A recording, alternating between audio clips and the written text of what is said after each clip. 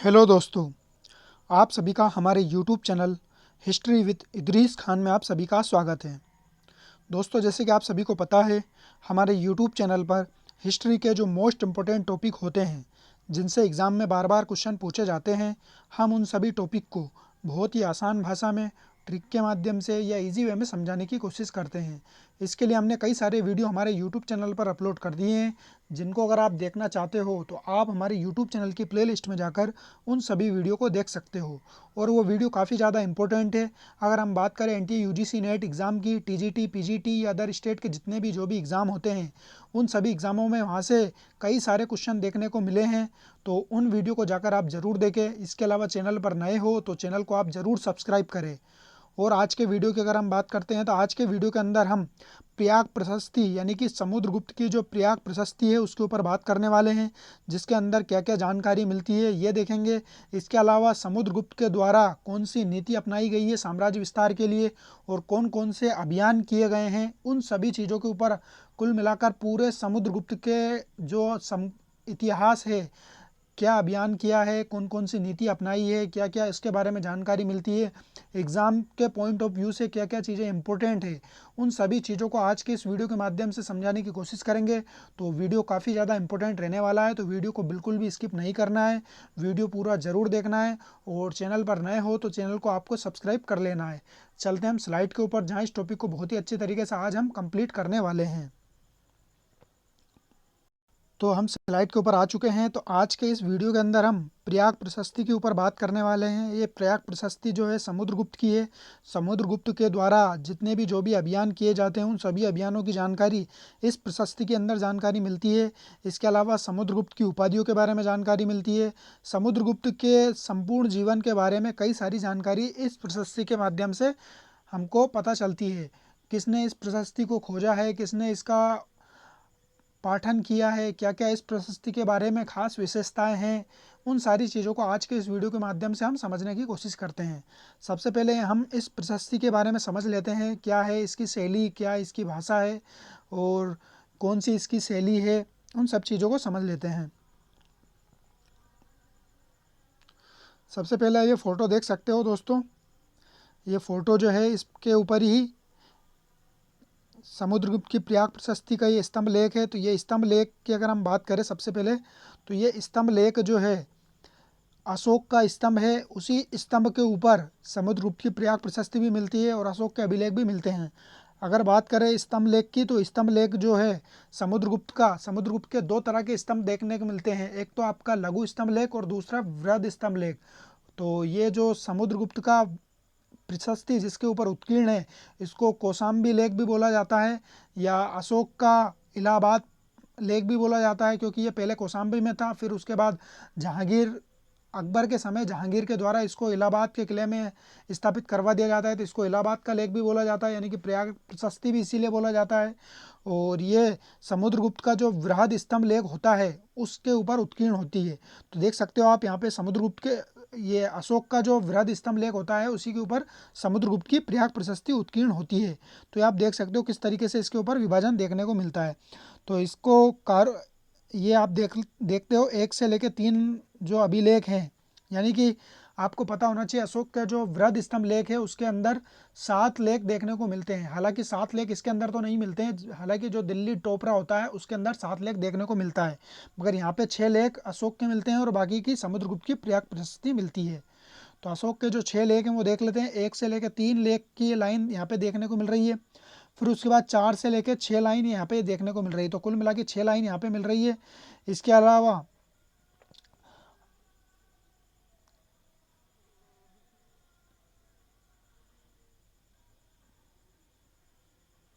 और अशोक का जो संघ भेद की जो नीति है, यानी कि सांची, सारनाथ और कौशाम्बी के अंदर जो संघ भेद की जो नीतियों के बारे में उसने उल्लेख किया है, जो अशोक के लघु शिलालेख में भी ये जानकारी मिलती है और वृहद शिलालेख के अंदर भी जानकारी मिलती है। तो संघ भेद की जानकारी भी मिलती है। और यहीं पे अशोक की जो रानी है, रानी यानी कि कारुअकी की जानकारी भी इस अभिलेख के अंदर मिलती है। तो कुल मिला के अशोक के बारे में ये जानकारी इस अभिलेख के अंदर मिलती है। और इसी के अंदर आपको समुद्रगुप्त की प्रयाग प्रशस्ति भी देखने को मिल रही है। और इसी के अंदर आपको जहांगीर के काल का लेख भी देखने को मिलता है, यानी कि जहांगीर का लेख भी मिलता है, और इसी में बीरबल का लेख भी मिलता है। तो कुल मिला के यहाँ पे आपको 3 शासकों के बारे में जानकारी मिलती है दोस्तों, ये मोस्ट इंपॉर्टेंट है। तो किस किस के बारे में जानकारी मिलती है 3 शासक की अगर हम बात करते हैं तो एक तो आपके अशोक की जानकारी मिलती है, दूसरा आपका समुद्रगुप्त की जानकारी मिलती है, और तीसरी आपकी जहांगीर की जानकारी मिलती है। तो 3 शासकों के बारे में जानकारी मिलती है इस लेख के माध्यम से। और इस लेख को अकबर के शासनकाल में संभवतः, यानी कि संभवतः बताया है कि अकबर के शासनकाल में संभवतः जहांगीर के द्वारा इसको कौशाम्बी से इलाहाबाद के किले में स्थापित करवाया था। तो ये सारी चीज़ें आपकी क्लियर हो गई होगी। तो यहाँ पे समुद्रगुप्त की जो प्रयाग प्रशस्ति है, कोई अलग से अभिलेख यानी कि अलग से कोई स्तंभ लेख के ऊपर उत्कीर्ण नहीं करवाई गई है। जो अशोक का जो कौशाम्बी लेख है उसी के ऊपर इसने अपनी प्रशस्ति उत्कीर्ण करवाई थी। इसके बाद परिचय की बात कर लेते हैं, जो प्रयाग प्रशस्ति उसके बारे में। तो स्मिथ ने क्या बोला है, स्मिथ ने बताया है कि यह अभिलेख मूलतः कौशाम्बी में था, यानी कि मूलतः कौशाम्बी में था। अकबर के समय जहांगीर ने इसे इलाहाबाद में स्थापित करवाया था। इलाहाबाद में स्थापित करवाया था, तो इलाहाबाद को प्रयाग बोला जाता है, तो इसी वजह से इस प्रशस्ति को प्रयाग प्रशस्ति कहा जाता है। यानी कि समुद्रगुप्त के समय जब ये प्रशस्ति उत्कीर्ण करवाई होगी तब तो इसको कौशाम्बी प्रशस्ति या समुद्रगुप्त की प्रशस्ति जो भी रहा होगा वो समय के हिसाब से उन्होंने बोला होगा। मगर आज वर्तमान में इसको जो नाम दिया गया है वो प्रयाग प्रशस्ति इसलिए दिया गया है क्योंकि ये जो अभिलेख हैं, जो स्तंभ लेख है वो प्रयाग के अंदर स्थापित है, इस वजह से इसको प्रयाग प्रशस्ति कहा जाता है। इसके बाद इसकी पंक्तियों की अगर बात करें तो इसके अंदर कुल 33 पंक्ति है। तो कुल 33 पंक्ति है जिसके अंदर समुद्रगुप्त के बारे में जानकारी मिलती है। यानी कि अशोक के अभिलेख और रानी का अभिलेख और जहांगीर के अभिलेख, बीरबल का अभिलेख, वो सारे अभिलेख अलग हैं। समुद्रगुप्त के बारे में जितने जानकारी मिलती है वो कुल 33 पंक्तियाँ हैं। भाषा की अगर बात करें तो समुद्रगुप्त ने जो उत्कीर्ण करवाया था अभिलेख वो आपका संस्कृत भाषा में उत्कीर्ण है, और जहांगीर ने जो उत्कीर्ण करवाया था वो फारसी में है, और अशोक ने जो उत्कीर्ण करवाया था वो प्राकृत में है। तो सभी की 3 भाषाओं की जानकारी यहाँ पे मिलती है। मगर जो समुद्रगुप्त की प्रयाग प्रशस्ति जो उत्कीर्ण है दोस्तों वो संस्कृत भाषा में उत्कीर्ण है, यहाँ पे आपको कन्फ्यूज नहीं होना है। लिपि की अगर बात करें तो ब्राह्मी लिपि में उत्कीर्ण है, हालांकि अशोक का जो अभिलेख है वो भी ब्राह्मी लिपि में ही उत्कीर्ण करवाया था। शैली कौन सी है दोस्तों, तो चंपू शैली। तो चंपू शैली किसको कहा जाता है, जिसमें गद्य और पद्य यानी कि दोनों शैलियों में जो कोई चीज़ लिखी जाती है उसको चंपू शैली कहा जाता है। तो गद्य और पद्य यानी कि दोनों शैली में यहाँ पे उत्कीर्ण करवाया गया है, तो इस वजह से इसको चंपू शैली कहा जाता है। इसके लेखक की अगर बात करें, जो प्रयाग प्रशस्ति है उसको लेखक यानी कि उसकी रचना किसने की थी, तो हरिशेन ने, जो इसका दरबारी था, दरबारी अधिकारी। और ये कितनी पोस्ट के ऊपर विराजमान था दोस्तों, ये आपको कमेंट्स करके बताना। हरिसेन समुद्रगुप्त के दरबार में था या कितने पदों के ऊपर ये विराजमान था, ये आपको कमेंट्स करके बताना है। बहुत ही ज़्यादा इंपॉर्टेंट क्वेश्चन है, ये एग्जाम के अंदर पूछा जा चुका है। समुद्रगुप्त कितने पद के ऊपर विराजमान था ये आपको कमेंट्स करके बताना है। इसके उत्कीर्णकर्ता यानी कि जिसने इस अभिलेख के ऊपर यानी कि इस स्तंभ के ऊपर जिसने उत्कीर्ण किया उसका नाम है तिलक भट्ट। यानी कि इस प्रशस्ति की रचना तो हरिसेन ने की, हरिसेन ने एक पैराग्राफ बना दिया, एक कागज के ऊपर पूरी प्रशस्ति लिख के इसने रचना कर दी। मगर इसको अभिलेख के ऊपर लिखवाने का काम, स्तंभ के ऊपर लिखवाने का काम जो किया है वो तिलक भट्ट ने किया है। ये सारी चीज़ें आपके क्लियर होना चाहिए दोस्तों। तो तिलक भट्ट ने उत्कीर्ण करवाई है, और लेखक यानी कि जिसने रचना की है इस पूरी प्रशस्ति की वो हरिसेन है। इसके बाद इस अभिलेख का सर्वप्रथम पाठन, यानी कि अभी पूरा अभिलेख लिखवा दिया, स्थापित करवा दिया, तो इस अभिलेख को पढ़ा किसने है, तो सर्वप्रथम पाठन 1834 में कैप्टन ए ट्रायर ने किया था। यानी कि इसको पढ़ने का काम जो किया था वो कैप्टन ए ट्रायर ने किया था। कब किया था, ये 1834 में किया था। ये सारी चीज़ें आपकी क्लियर हो गई होगी दोस्तों। तो हमने क्या क्या देखा इसमें, स्मिथ ने बताया कि ये अभिलेख जो कौशाम्बी में था इसको अकबर के समय जहांगीर ने स्थापित करवाया। कुल पंक्ति इसमें 33 थी। भाषा इसकी संस्कृत है, लिपि इसकी ब्राह्मी है, शैली चंपू है, और इसकी रचना हरिसेन ने की थी। और इसको उत्कीर्ण किसने करवाया दोस्तों, इस अभिलेख के ऊपर तिलक भट्ट ने उत्कीर्ण करवाया, और इसको पढ़ा किसने है, कैप्टन है ट्रायर ने पढ़ा है 1834 में। ये सारी चीज़ें आपकी क्लियर हो गई होगी दोस्तों, अब बिल्कुल भी कन्फ्यूज़ नहीं होना है। अब इसके बाद इस प्रशस्ति की विशेषता के ऊपर बात कर लेते हैं, क्या क्या चीज़ें इसके अंदर खास है, क्या क्या विशेष चीज़ें हैं, इसको समझ लेते हैं। तो ये अभिलेख जो है ये समुद्रगुप्त कालीन इतिहास का दर्पण है। यानी कि जिसने भी ये अभिलेख पढ़ा है या जिस भी तरीके से हमको समुद्रगुप्त के बारे में जितनी भी जो भी जानकारी मिलती है समुद्रगुप्त के बारे में या समुद्रगुप्त के अभियानों के बारे में, वो सारी जानकारी हमको इस अभिलेख के माध्यम से पता चल जाती है। ये अभिलेख अगर नहीं चलता हमको, ये अभिलेख अगर हमको नहीं मिलता तो शायद समुद्रगुप्त के बारे में इतनी सारी जानकारी हमको पता नहीं चल पाती। तो इस वजह से इस अभिलेख को समुद्रगुप्त के इतिहास का दर्पण कहा जाता है, यानी कि जितने भी जो भी अभियान किए हैं वो सारे अभियान हूबहू उस प्रशस्ति के अंदर हमको पता चलते हैं। तो इस वजह से इसको समुद्रगुप्तकालीन इतिहास का दर्पण कहा जाता है। इसके बाद इसे पाषाण पर खुद ही समुद्रगुप्त की आत्मकथा भी कहा जाता है। दोस्तों ये खुद ही है, ये खुदी हुई आत्मकथा कहा जाता है, यानी कि जो प्रशस्ति है इसमें समुद्रगुप्त की आत्मकथा भी कहा जाता है, ये ऐसा कहा गया है। इसके अलावा दोस्तों समुद्रगुप्त की प्रयाग प्रशस्ति को अशोक स्तंभ पर उत्कीर्ण है। ये हमने देख लिया कि अशोक का जो स्तंभ था उसी के ऊपर अशोक के अभिलेख भी मिलते हैं, रानी के अभिलेख भी मिलते हैं, संघ भेद की जानकारी भी मिलती है और उसी के ऊपर समुद्रगुप्त की प्रशस्ति भी मिल जाती है। और फिर बाद में जहांगीर के शासनकाल में जाकर जहांगीर ने अपना लेख इसके ऊपर लिखवा दिया था। इसके अलावा दोस्तों रोमिला थापर ने क्या बोला है, रोमिला थापर ने इस जो प्रशस्ति है समुद्रगुप्त की उसको ऐतिहासिक पुनरांकन कहा है। ये मोस्ट इंपोर्टेंट है दोस्तों, एग्जाम के अंदर पूछा जा चुका है कि समुद्रगुप्त की प्रयाग प्रशस्ति को ऐतिहासिक पुनरांकन किसने कहा है, तो रोमिला थापर ने कहा है। यहाँ पे आपको बिल्कुल भी कंफ्यूज नहीं होना है। इसके अलावा दोस्तों प्रशस्ति में ना तो कोई तिथि दी गई है, ना ही समुद्रगुप्त के द्वारा किए गए अश्वमेध का उल्लेख मिलता है, यानी कि समुद्रगुप्त के द्वारा जो अश्वमेध यज्ञ करवाए गए हैं उसके बारे में जानकारी इसमें नहीं मिलती है। हालांकि समुद्रगुप्त ने जो अश्वमेध यज्ञ करवाए थे उसके बारे में जानकारी की अगर बात करें तो उसकी जानकारी आपको स्कंदगुप्त का जो भीतरी अभिलेख है उसके अंदर जानकारी मिलती है। इसके अलावा समुद्रगुप्त के द्वारा जो अश्वमेध प्रकार के सिक्के चलाए गए हैं उसके अंदर जानकारी मिलती है। तीसरा प्रभावती गुप्ता, यानी कि चंद्रगुप्त द्वितीय की जो पुत्री है प्रभावती गुप्ता, उसने जो पूना ताम्रपत्र जो उत्कीर्ण करवाया है उसके अंदर समुद्रगुप्त के लिए अश्वमेध यज्ञ करवाने वाली उपाधि इसमें लिखवाई गई है। तो इस वजह से दोस्तों इसके अंदर जानकारी नहीं मिलती है। और 3 जो सोर्स हैं हमने बताए हैं जिसके अंदर समुद्रगुप्त के द्वारा अश्वमेध यज्ञ करवाने की जानकारी मिलती है। तो यहाँ पे आपको बिल्कुल भी कंफ्यूज नहीं होना है। समुद्रगुप्त के द्वारा जो अश्वमेध यज्ञ करवाया गया है उसकी जानकारी इसके अंदर नहीं मिलती है। तो ना तो इसके अंदर कोई तिथि मिलती है और ना इसमें इसकी जानकारी मिलती है। ये दोनों चीज़ें आपको याद रखना है। इसके अलावा दोस्तों फिलिट महोदय ने क्या कहा है, फिलिट महोदय ने इस प्रशस्ति को मरणोत्तर अभिलेख कहा है। तो यहाँ पे आपको देखना है कि रोमिला थापर ने तो इसको पुनरांकन कहा है और फिलिट महोदय ने इसको मरणोत्तर अभिलेख कहा है। मरणोत्तर अभिलेख किस लिए कहा है दोस्तों, क्योंकि समुद्रगुप्त की जो अश्वमेध यज्ञ करवाया उसकी जानकारी इसमें नहीं मिलती है। तो समुद्रगुप्त जब मर जाता है उसके पश्चात इस अभिलेख को उत्कीर्ण करवाया होगा, इस वजह से इसके अंदर ये जानकारी हमको नहीं मिलती है। तो इस वजह से फिलिट महोदय ने ये बात बोली है। इसके अलावा ह्वेनसांग के बारे में जानकारी मिलती है दोस्तों। तो ह्वेनसांग आप सभी को पता होना चाहिए, ये ह्वेनसांग ने भारत की यात्रा की थी। उस समय हर्षवर्धन के शासनकाल में यह आया था। तो हर्षवर्धन के समय जब यात्रा करता है भारत की तो उस समय इसने इस प्रशस्ति का उल्लेख नहीं किया है। तो ये इलाहाबाद वगैरह सब दूर की यात्रा की मगर इसने प्रशस्ति का उल्लेख नहीं किया है। ये आपको मोस्ट इंपोर्टेंट बात याद रखना है दोस्तों। तो ये सारी चीज़ें आपकी क्लियर हो गई होगी।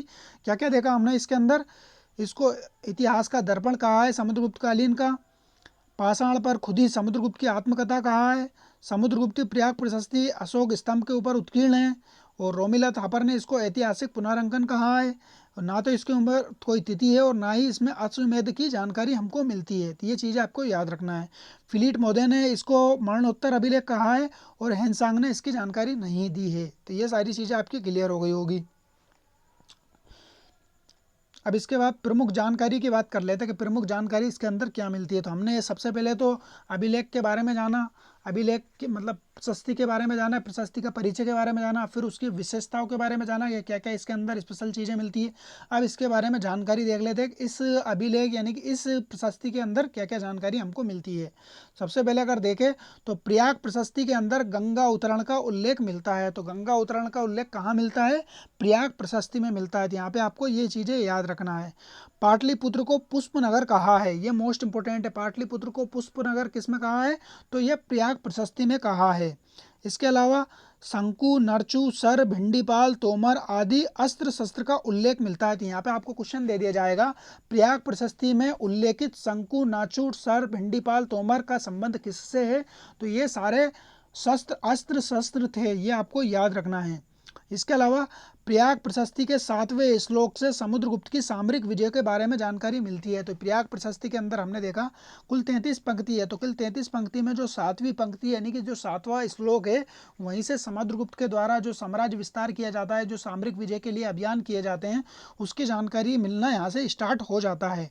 तो ये मोस्ट इंपॉर्टेंट है। तो आपसे क्वेश्चन पूछा जाएगा प्रयाग प्रशस्ति के किस श्लोक से या किस पंक्ति से समुद्रगुप्त की सामरिक विजय के बारे में जानकारी मिलना स्टार्ट हो जाता है या मिलना प्रारंभ हो जाता है, तो 7वें श्लोक से ये जानकारी हमको मिलना शुरू हो जाती है, ये याद रखना है। इसके अलावा किस पंक्ति के अंदर किस चीज़ की जानकारी या किस विजय की जानकारी हमको मिलती है, तो ये भी क्वेश्चन एग्जाम के अंदर पूछा जाता है, तो इसलिए आपको कंफ्यूज नहीं होना है। तो सबसे पहले 13, 14 और 21वीं पंक्ति को आपको याद रखना है। तो कौन कौन सी पंक्ति याद रखना है? 13, 14 और 21वीं पंक्ति के अंदर आर्यवत विजय के उल्लेख की जानकारी मिलती है। तो आर्यवत यानी कि उत्तर भारत का जो क्षेत्र है आर्यवत वाला, उसकी विजय की जानकारी आपको 13, 14 और 21वीं पंक्ति के अंदर मिलती है। तो 13, 14 के अंदर तो आपको 3 शासकों को हराया जाता है और 21वीं पंक्ति के अंदर 9 शासकों को हराया जाता है। तो कुल 12 शासकों के बारे में जानकारी मिलती है इन तीनों को मिलाकर। और दूसरी बात, इंपॉर्टेंट बात ये है दोस्तों, इसी 21वीं पंक्ति के अंदर आपको 8वीं जाति यानी कि जो जंगलों के अंदर जो जनजातियाँ वगैरह जो निवास कर रही थी, उनके बारे में भी जानकारी मिलती है। उनके ऊपर जो अभियान किया जाता है समुद्रगुप्त के द्वारा, उसकी जानकारी भी 21वीं पंक्ति के अंदर मिलती है। इसके अलावा 22वीं पंक्ति की बात कर लेते हैं। अभी सीरियल से चल रहा है दोस्तों, 13, 14 हो गया, फिर 21 हो गया, फिर 22वीं पंक्ति के अंदर सीमावर्ती राज्यों के विजय का उल्लेख मिलता है। सीमावर्ती राज्य यानी कि जो अपने आस पड़ोस के जो राज्य थे, उनके ऊपर जो अभियान किया गया था समुद्रगुप्त के द्वारा, उसके बारे में जानकारी 22वीं पंक्ति में मिलती है।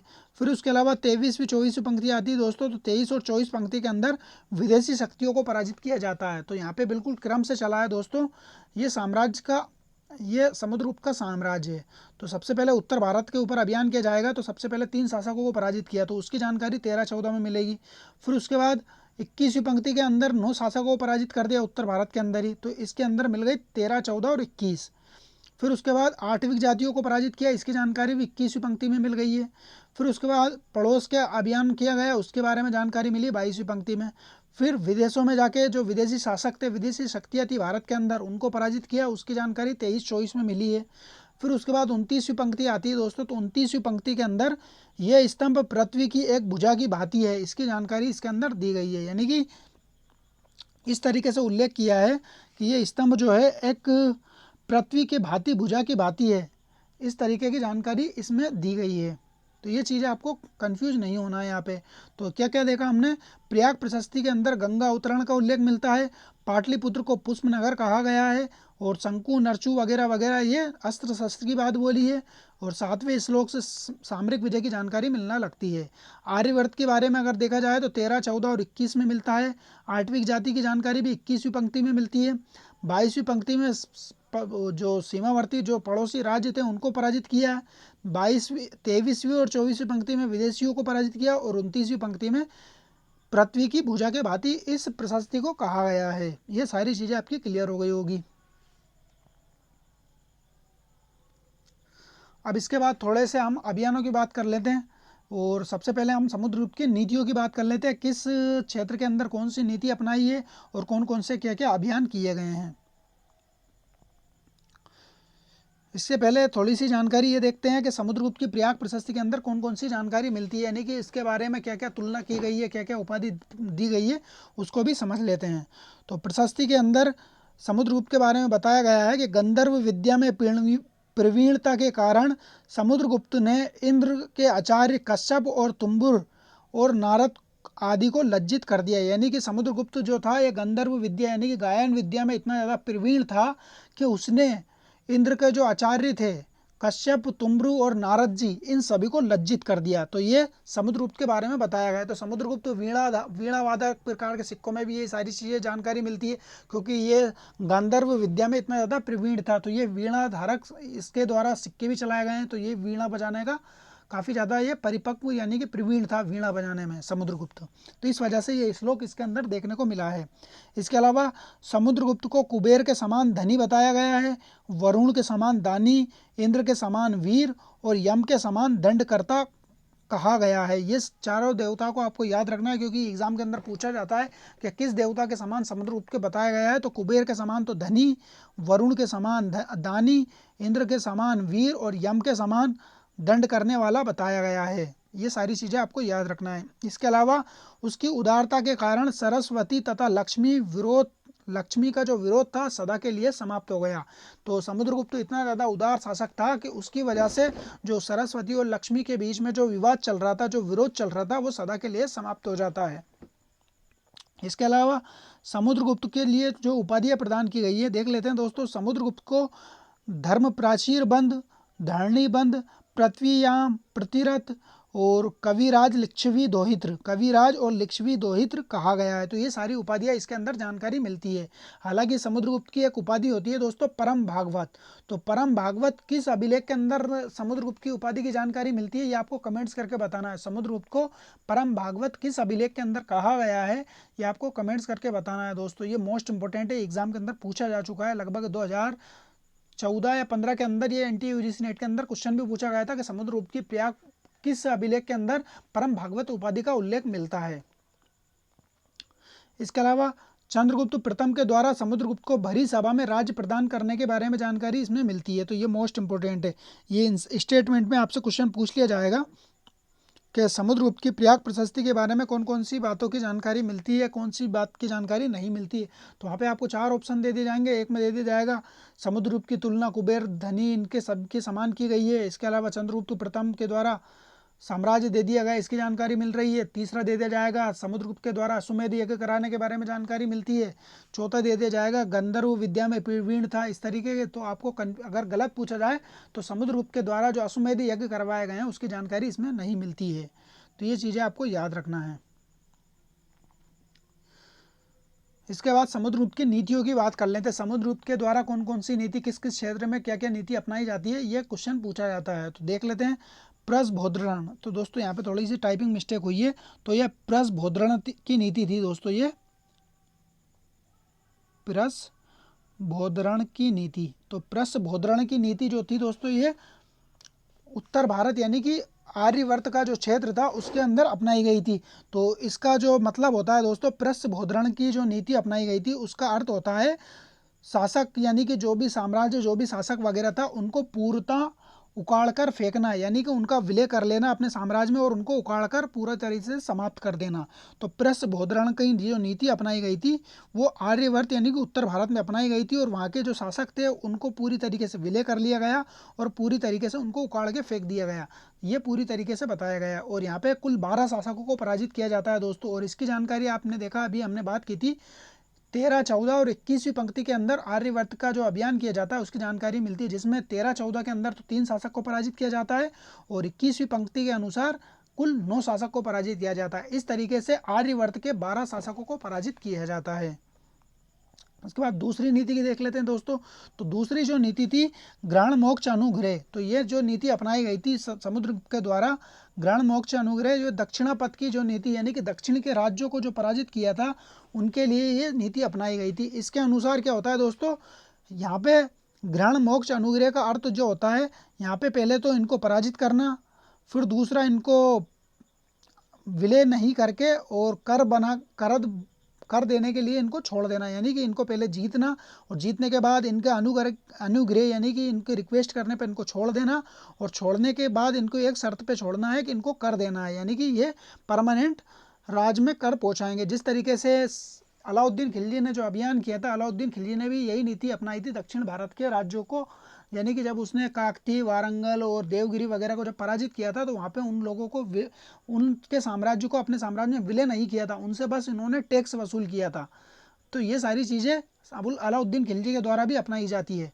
तो प्रस्भोद्रण का मतलब तो हो गया दोस्तों जड़ से उखाड़ के फेंकना, और ग्रहण मोक्ष अनुग्रह का मतलब होता है दोस्तों पराजित करके विलय नहीं करना, उनको करदानी यानी कि करद बनाकर छोड़ देना, ये चीज़। और इसी को ही धर्म विजय कहा गया है, यानी कि इसी को धर्म विजय कहा गया, और जिसका उल्लेख कालिदास की एक रचना है रघुवंशम के अंदर इस बात की जानकारी मिलती है, और इसी को धर्म विजय कहा गया है। यानी ग्रहण मोक्ष अनुग्रह की जो नीति अपनाई गई थी, यानी कि शासक को पराजित करके उसको छोड़ देना, इसी को धर्म विजय कहा गया है। इसके बाद दोस्तों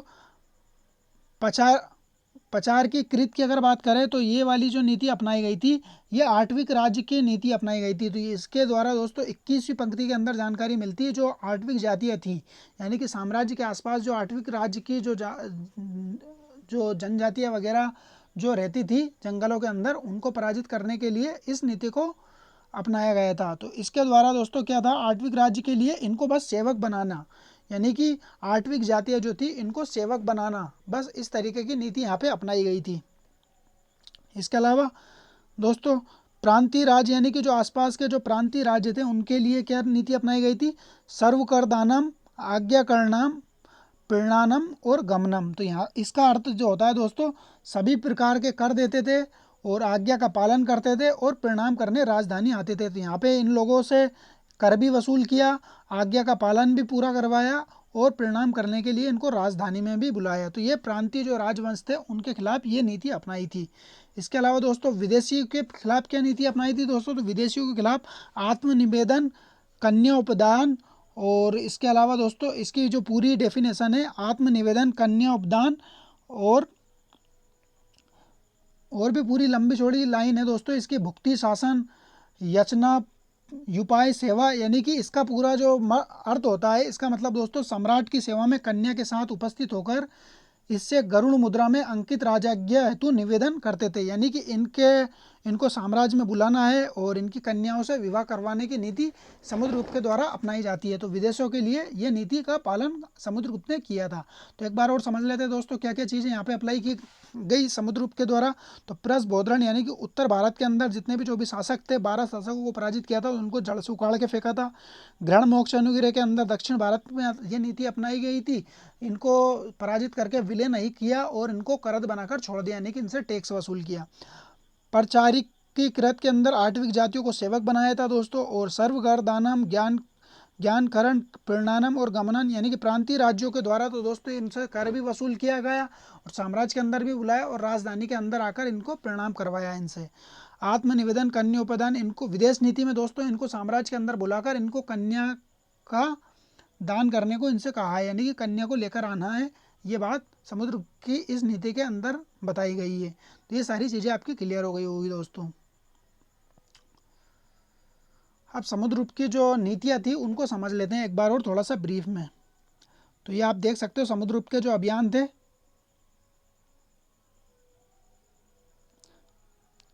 ये पाटलिपुत्र ये समुद्रगुप्त की राजधानी है। तो यहाँ पे सबसे पहले जो समुद्रगुप्त का अभियान किया जाता है, यानी कि 13, 14 और 21वीं पंक्ति के अंदर जो बताया गया है आर्यवर्त का अभियान। तो आर्यवर्त का अभियान इस तरीके से किया जाता है दोस्तों, उत्तर भारत के जितने भी जो भी राज्य हैं उनको पराजित कर, यानी कि यहाँ पे पहले जो 13 और 14वीं पंक्ति के अंदर कुल 3 शासक को पराजित किया जाता है। फिर उसके बाद दोस्तों दूसरा अभियान किया जाता है, उसमें कुल 9 शासक को पराजित किया जाता है, जिसकी जानकारी आपको 21वीं पंक्ति में मिलती है। और यहाँ पे जो नीति अपनाई जाती है वो प्रसबोधरण, यानी कि इनको जड़ से उखाड़ने की नीति अपनाई गई है दोस्तों। तो यहाँ पे इस नीति को हमने लिख दिया प्रसबोधरण। और किस किस पंक्ति के अंदर इसकी जानकारी मिलती है ये हमने बता दिया है दोस्तों। 13, 14 के अंदर पहले 3 शासक को पराजित किया जाता है और 21वीं पंक्ति के अंदर कुल 9 शासक को पराजित किया जाता है। फिर उसके बाद दोस्तों आठवीं यानी कि जो इसके आसपास की जो दक्षिण अभियान था, दक्षिण अभियान इसके द्वारा किया जाता है। तो दक्षिण अभियान का जो रूट था तो वो आप देख सकते हो दोस्तों, बंगाल के ऊपर अधिकार करते हुए ये महेंद्रगिरी और कांची वगैरह वगैरह इन सभी को, देवराष्ट्र, पोटन वगैरह इन सबको पराजित करते हुए ये ग्रहण मोक्ष अनुग्रह की नीति अपनाई जाती है, यानी कि इन शासकों को पराजित करके और इनसे कर वसूल किया जाता है। तो ये इसकी जानकारी आपकी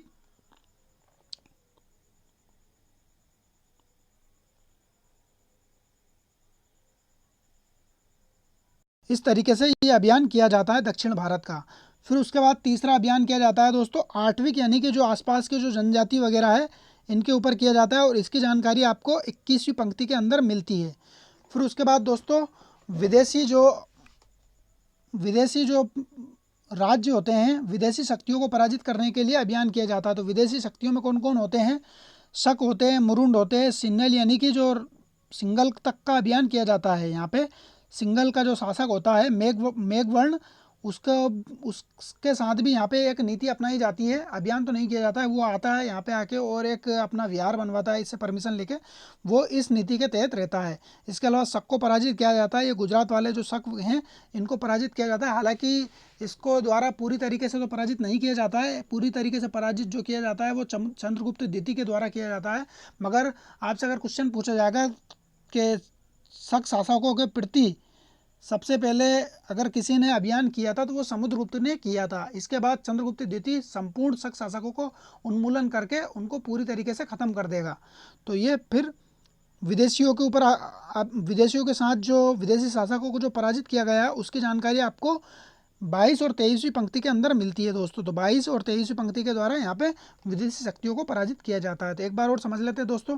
सबसे पहले उत्तर भारत के आर्यवर्त वाले क्षेत्र को पराजित किया जाता है, जिसमें सभी को जड़ से उखाड़ के फेंक दिया जाता है, यानी कि प्रसबोधरण की नीति को अपनाई जाती है। फिर दक्षिण भारत के अभियान किया जाता है इस तरीके से दोस्तों, दक्षिण भारत का अभियान किया जाता है। इसमें आपके ग्रहण मोक्ष अनुग्रह की नीति अपनाई जाती है, यानी कि इनको पराजित करके इनसे कर वसूल किया जाता है। फिर तीसरे अभियान में दोस्तों आठवीं जातियों को पराजित किया जाता है, यानी कि आसपास के जो आठवीं जाति हैं उनको पराजित किया जाता है। फिर चौथा अभियान दोस्तों प्रांतीय जो राजवंश है उनको पराजित किया जाता है। फिर उसके बाद अंतिम अभियान में विदेशी शासकों को यानी कि कुषाण वगैरह शक वगैरह इन सबको पराजित किया जाता है, जिसकी जानकारी आपकी 22 और 23वीं पंक्ति में मिलती है। और आर्यवर्त की जानकारी आपको 13, 14 और 21वीं पंक्ति में मिलती है। और आठवीं जाति की जानकारी आपकी 21वीं पंक्ति में मिलती है। तो ये सारी चीज़ें क्लियर हो गई होगी आपकी। अब समुद्रगुप्त की विजय को हम समझ लेते हैं। समुद्रगुप्त के द्वारा जो विजय थी किस किस तरीके से कौन कौन सी विजय की गई है और कौन सी नीति अपनाई गई है और किस किस पंक्ति के अंदर किस विजय की जानकारी मिलती है। बर्टनस्टाइन ने समुद्रगुप्त के जो अभियान किए गए हैं उन अभियानों की तुलना विराट सेन अभियानों की तुलना दक्षिण भारत के स्थानीय मवेशी योद्धाओं से की है। ये मोस्ट इंपोर्टेंट है, एग्जाम के अंदर पूछा जा चुका है। तो किसने समुद्रगुप्त के विराट सेन अभियानों की तुलना दक्षिण भारत के स्थानीय मवेशी योद्धाओं से की है? तो बर्टनस्टाइन ने की है, ये आपको याद रखना है। इसके बाद हम समुद्रगुप्त के अभियानों की बात कर लेते हैं। आर्यवर्त का प्रथम युद्ध। तो आर्यवर्त का जो प्रथम युद्ध हुआ है हमने देखा अभी मैप में, तो जो उत्तर भारत के जितने भी जो भी राजवंश थे उनको पराजित किया जाता है और 13 और 14 पंक्ति के अंदर इस बात की जानकारी मिलती है। तो कुल 3 शासकों को पराजित किया जाता है पहले अभियान में। फिर उसके बाद दूसरा अभियान किया जाता है जिसमें 9 शासकों को पराजित किया जाता है। तो हम सबको देखना है दोस्तों। तो पहले हम 13 और 14 पंक्ति के अंदर जो पहला अभियान किया जाता है उसको देख लेते हैं। तो उसमें जो पराजित किया जाता है अच्युत, नागसेन और कोटकुलाज, यानी कि 3 शासकों को पराजित किया जाता है। और कोटकुलाज के बारे में दिया आता है दोस्तों। कोटकुलाज जो रहता है ये पाटलिपुत्र में जब समुद्रगुप्त खुशियां मना रहा था तब कोटकुलाज उसे बंदी बना लिया था। तो कोटकुलाज ने समुद्रगुप्त को बंदी बना लिया था, इसके बारे में ये जानकारी मिलती है। तो 3 शासकों को पराजित किया जाता है, इसकी जानकारी आपको 13 और 14 में मिलती है। फिर दूसरा अभियान किया जाता है जिसकी जानकारी आपको पंक्ति नंबर 21 में मिलती है। तो 13, 14 और 21 के अंदर कुल 12 शासकों को पराजित करने की जानकारी मिलती है। अब इसमें कुल 9 शासकों को पराजित किया जाता है जिसमें रुद्रदेव, नागदत्त, गणपति नाग, नागसेन आदि को पराजित किया जाता है। और इस तरीके से दोस्तों 9 शासक को पहले दूसरे अभियान में और प्रथम अभियान में 3 शासक को पराजित कर कुल 12 शासक यानी कि आर्यवर्त के कुल 12 शासक को पराजित किया जाता है। और इसकी जानकारी किसमें मिलती है? 13, 14 और 21वीं पंक्ति में जानकारी मिलती है। यहाँ पे आपको बिल्कुल भी कंफ्यूज नहीं होना क्योंकि पंक्तियों से भी क्वेश्चन पूछा जाता है। इसके बाद दूसरा अभियान देख लेते हैं। आठवीं जातियों के ऊपर जो अभियान किया जाता है वो पंक्ति नंबर 21 में इसका जानकारी मिलती है।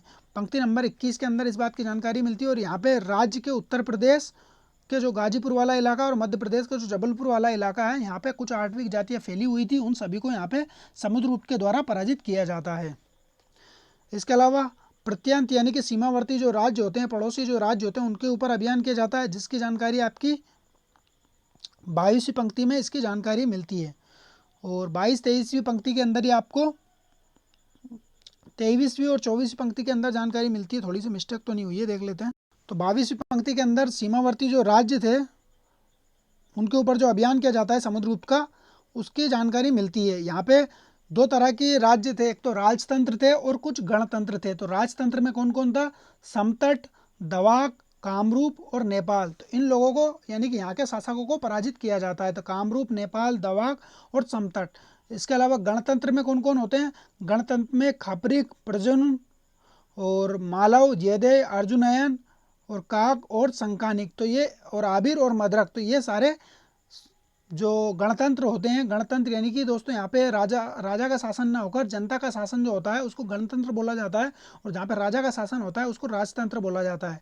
तो इन गणतंत्र का भी स्टेटमेंट में या कोड में क्वेश्चन पूछ लिया जाता है कि कौन कौन से गणतंत्र समुद्रगुप्त के साम्राज्य में यानी कि सामंत थे, यानी कि समुद्रगुप्त के साम्राज्य में सम्मिलित थे। इस तरीके से क्वेश्चन पूछा जाता है। तो खरपुरिक, परजरून, मालव, योधे, अर्जुनयन, काक, संकानिक, आबिर और मद्रक, तो ये सभी को पराजित किया जाता है। इसकी जानकारी आपको पंक्ति नंबर 22 में जानकारी मिलती है। इसके अलावा विदेशी नीति की अगर बात करें तो विदेशी नीति जो विदेशी शक्तियों को पराजित किया जाता है उसकी जानकारी आपको 23 और 24 पंक्ति में मिलती है। इसके अंदर देवपुत्र सानुशाही यानी कि ये जो दोस्तों सानुशाही जो उपाधि धारण करते हैं कुषाण शासकों के द्वारा धारण की जाती है, तो ये देवपुत्र होते हैं।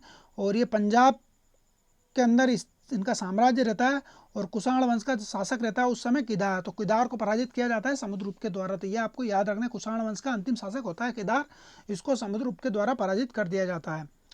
शकों में कौन होता है दोस्तों? तो पश्चिमी भारत के अंदर यानी कि जो महाराष्ट्र वाला इलाका है वहाँ पे रुद्र सिंह तृतीय पश्चिमी शासक यानी कि महाराष्ट्र और गुजरात वाला जो इलाका है यहाँ पे रुद्र सिंह तृतीय को पराजित किया जाता है। ये मोस्ट इंपोर्टेंट है दोस्तों, रुद्र सिंह तृतीय को पराजित किया जाता है।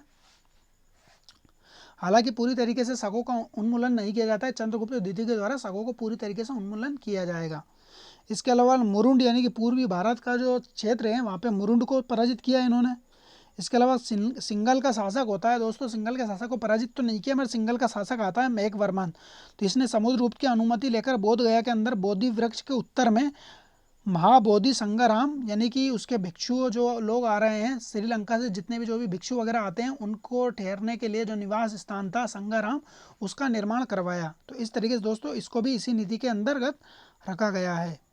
तो मेघवर्मन ये समुद्रगुप्त का समकालीन शासक था सिंगल का, ये आपको याद रखना है।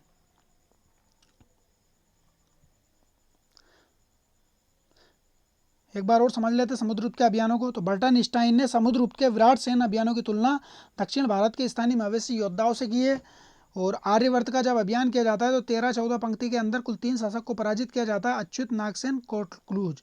दूसरा अभियान किया जाता है जिसकी जानकारी आपको 21वीं पंक्ति में मिलती है, और कुल 9 शासक को पराजित किया जाता है जिसमें रुद्रदेव, नागदत्त, गणपति नाग, नागसेन आदि लोगों को शामिल किया गया है। और आर्यवर्त के इस तरीके से कुल 12 शासक को पराजित किया गया है। पहला अभियान में 3 शासक, दूसरा अभियान में 9 शासक। पहला अभियान की जानकारी आपको 13-14 में मिलती है, और दूसरा अभियान की जानकारी आपको पंक्ति नंबर 21 में मिलती है।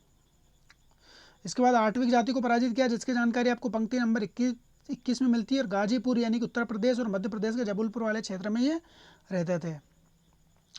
प्रांतीय राजवंश में दोस्तों सीमावर्ती जो राज्य थे उनमें 22वीं पंक्ति के अंदर जानकारी मिलती है। तो कुछ राजतंत्र और कुछ गणतंत्र। तो समतट, डवाक, कामरूप, नेपाल जो थे राजतंत्र थे। गणतंत्र की बात करें दोस्तों खरपरिक, मालव, योधी, अर्जुनायन, काक, संकानिक, आबिर और मद्रक ये सभी गणतंत्र थे। विदेशी शक्तियों को पराजित किया गया 23वीं-24वीं पंक्ति के अंदर जानकारी मिलती है। देवपुत्र सानुशाही यानी कि पंजाब के अंदर कुषाण वंश का शासक किदार था जिसको पराजित किया। शक शासक रुद्र सिंह तृतीय को पराजित किया। मुरुंड यानी कि पूर्वी भारत का अंदर अभियान किया। और सिंगल नरेश मेघवर्मन को परमिशन दी बोध गया के अंदर महाबोधि संगराम बनवाने की। ये सभी चीज़ें आपको याद रखना है दोस्तों। इस तरीके से समुद्रगुप्त के द्वारा जब अभियान किया जाता है तो इस तरीके से समुद्रगुप्त का साम्राज्य देखने को मिलता है दोस्तों।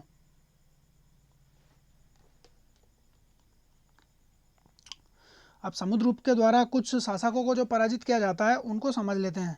दक्षिण भारत में जब अभियान किया जाता है तो उसमें कुल कितने शासक को पराजित किया जाता है? तो कुल 12 शासक को, यानी कि उत्तर भारत के भी 12 शासक को पराजित किया जाता है और दक्षिण भारत में भी 12 शासक को पराजित किया जाता है। तो ये आपको याद रखना है कौन कौन से है। ये मैच करने वाला क्वेश्चन कई बार एग्जाम के अंदर पूछा जाता है, या इनमें से पूछ लिया जाता है कि इनमें से कौन सा जोड़ा गलत है, कौन सा युग्म गलत है, इस तरीके से पूछ लिया जाता है। तो ये चीज़ें भी काफ़ी ज़्यादा इंपॉर्टेंट है। तो इसमें कुछ चीज़ें तो हम ट्रिक के माध्यम से आपको समझा देंगे जिससे आपका एग्जाम में क्वेश्चन गलत नहीं होगा। तो कौशल के अंदर जो शासक था दोस्तों महेंद्र था, ये तो काफ़ी ज़्यादा फेमस है तो सभी को याद है ये तो कौशल का महेंद्र। इसके बाद महाकांतार, तो महाकांतार का व्यागराज था दोस्तों। तो व्यागराज कहाँ का था? महाकांतार का था। कोराल की अगर बात करें तो कोराल का मंटराज था। पिष्टपुर की महेंद्रगिरी, पिष्टपुर और कौशल, इस तरीके से आपको महेंद्र और महेंद्रगिरी यहाँ पे कंफ्यूज नहीं होना है। पिष्टपुर में पिष्ट पूर्व में हो रहा है दोस्तों महेंद्रगिरी। तो पिष्ट का मतलब क्या होता है दोस्तों ईस्ट, पिष्ट से ईस्ट, ईस्ट होता है दोस्तों ऊंचा, और गिरी का मतलब भी होता है ऊंचा, यानी कि ऊंचे जो पर्वत होते हैं उनको ऊंचा गिरी बोला जाता है। तो इस तरीके से आपको याद रखना है। तो पिष्ट जो होता है ईस्ट होता है, ईस्ट यानी कि ऊंचा होता है, और महेंद्रगिरी में गिरी लगे हुए हैं तो गिरी का मतलब होता है ऊंचा। इसके बाद कोट्टूर की बात करें दोस्तों तो स्वामी दत्त, यानी कि कोट्टूर और दत्त इस तरीके से आपको देखना है। और एरंड पल की अगर बात करें दोस्तों तो यहाँ पे दसन का शासक था, इसको भी समुद्रगुप्त के द्वारा पराजित किया जाता है। इसके बाद कांची के अंदर जो पल्लव शासक था, पल्लव वंश का शासक माना जाता है दोस्तों, ये चौथा शासक माना जाता है, ये विष्णुगुप्त था। तो कांची का पल्लव शासक विष्णुगुप्त था, ये काफ़ी ज़्यादा इंपॉर्टेंट है और कई सारे एग्जाम के अंदर ये क्वेश्चन पूछा जा चुका है। एनटी यूजीसी नेट के अंदर भी लगभग 3-4 बार ये क्वेश्चन पूछा जा चुका है कि कांची का शासक कौन था समुद्रगुप्त के समकालीन, तो विष्णुगुप्त था। अवमुक्त की अगर बात करें दोस्तों तो अवमुक्त का जो शासक था नीलराज था। तो अवमुक्त को किस तरीके से याद रखना है दोस्तों, तो आप सभी को पता होना चाहिए, नील जो होता है एक पक्षी होता है दोस्तों, नीलकंठ एक पक्षी होता है। तो अवमुक्त का मतलब क्या होता है दोस्तों, मुक्त करना। तो नील पक्षी को मुक्त करना है यहाँ पे। तो मुक्त किसको करना है, नील पक्षी को करना है। तो अवमुक्त का नीलराज। वेंगी का कौन था दोस्तों, तो वेंगी का शासक हस्ती वर्मा था दोस्तों। तो हस्ती वर्मा कौन था, वेंगी का शासक था, ये मोस्ट इंपोर्टेंट है।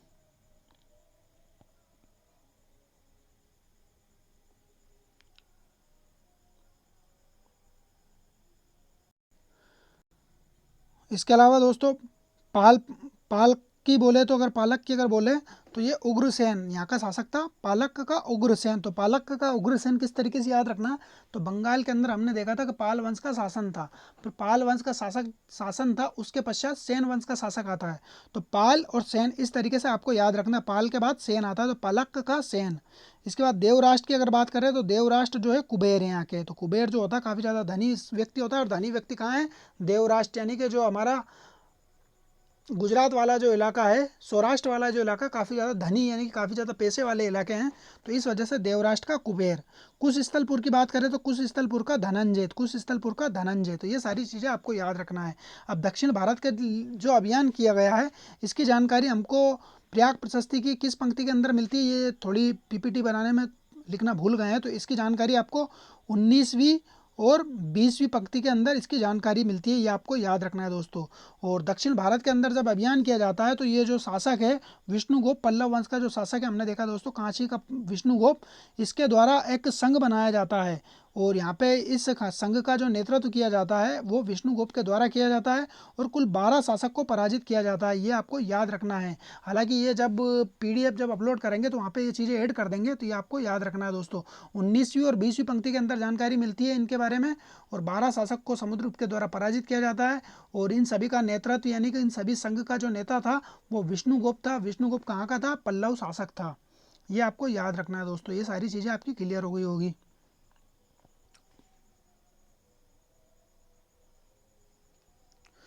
इसके बाद समुद्रगुप्त के बारे में जानकारी एक अभिलेख के अंदर और मिलती है, उस अभिलेख को हम देख लेते हैं।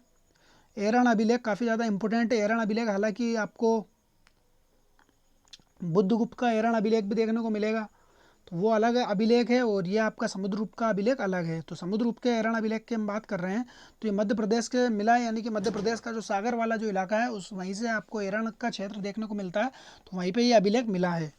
इस अभिलेख की खोज कनिंघम के द्वारा की जाती है, और एरण को यानी कि एरण जो इलाका यहाँ से समुद्रगुप्त का अभिलेख मिला है उसको समुद्रगुप्त का भोगनगर कहा जाता है, ये मोस्ट इंपॉर्टेंट है। समुद्रगुप्त का भोगनगर किसे कहा जाता है, तो क्वेश्चन पूछा जाता है तो आपको याद रखना एरण को कहा जाता है।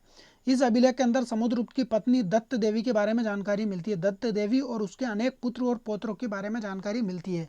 तो समुद्रगुप्त की पत्नी दत्त देवी का नाम हमको किस अभिलेख के अंदर मिलता है, एरण अभिलेख के अंदर इसकी जानकारी मिलती है। इसके अलावा समुद्रगुप्त के बारे में एक स्टेटमेंट दिया गया है इस अभिलेख के अंदर, समुद्रगुप्त प्रसन्न होने के पर कुबेर के समान और नाराज होने पर यमराज के समान बताया गया है। ये मोस्ट इंपोर्टेंट है दोस्तों, आपको याद रखना है, एग्जाम के अंदर क्वेश्चन पूछा जाता है, क्योंकि अभी एनटी यूजीसी नेट का जो एग्ज़ाम था उसके अंदर भी जो स्कंदगुप्त था उसके बारे में जानकारी पूछी गई थी, जो भीतरी स्तंभ लेख था उसके बारे में जानकारी पूछ ली गई थी। तो इस तरीके से स्टेटमेंट भी क्वेश्चन पूछे जाते हैं। तो समुद्रगुप्त के बारे में जानकारी मिलती है एरण अभिलेख के अंदर कि समुद्रगुप्त प्रसन्न होने पर तो कुबेर के समान था, और नाराज होने पर यमराज के समान बताया गया है। ये आपको याद रखना है दोस्तों, कई सारी चीज़ें यहाँ पे क्लियर हो गई होगी आपकी।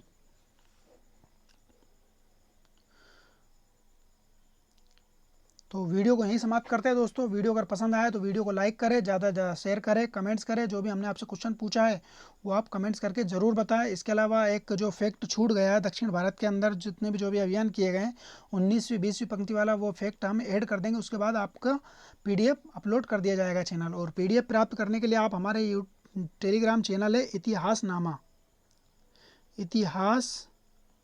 नामा आप ज्वाइन कर सकते हो, जहां आपको पूरे वीडियो की PDF आपको प्राप्त हो जाएगी। तो वीडियो को यहीं समाप्त करते हैं। थैंक यू, धन्यवाद।